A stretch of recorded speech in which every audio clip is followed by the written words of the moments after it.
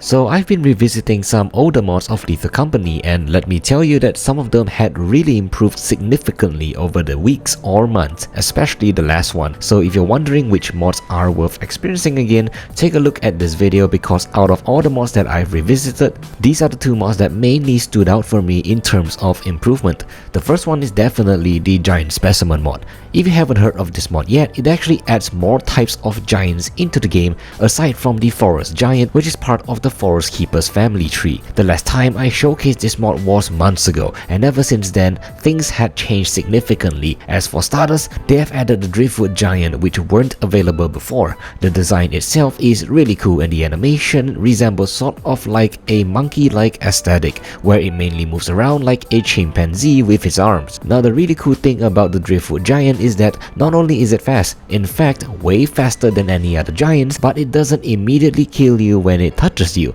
Instead, what it does is that it picks you up and flings you across the map as far as possible, sort of like a mischievous chimpanzee, and it definitely caught me off guard when experiencing it the first time. Now depending on how it tossed you, you may survive the throw, as you can see right here where I'm still barely alive after that. So yeah, a really cool interactive monster that doesn't just kill you like any other ones. And if you're curious, here's how the custom sounds sound like as well.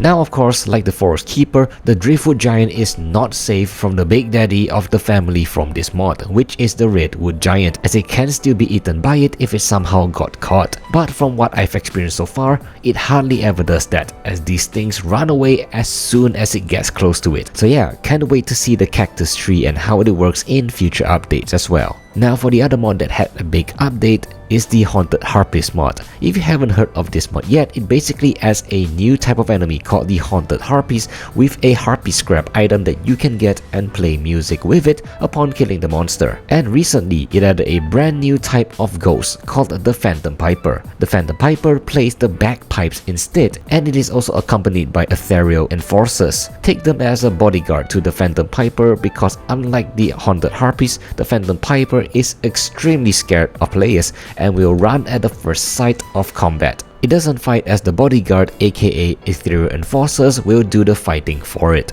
These bodyguards always spawn in a group of 3, escorting the Phantom Piper with a pretty hefty HP pool thanks to its shield, and a devastating shotgun that could kill you in one hit if not careful. So by all means, the Phantom Piper is no pushover thanks to its group teamwork. But if you manage to kill all of them safely, you can take the bagpipe, and similar to the harpy, you can play music with it as well.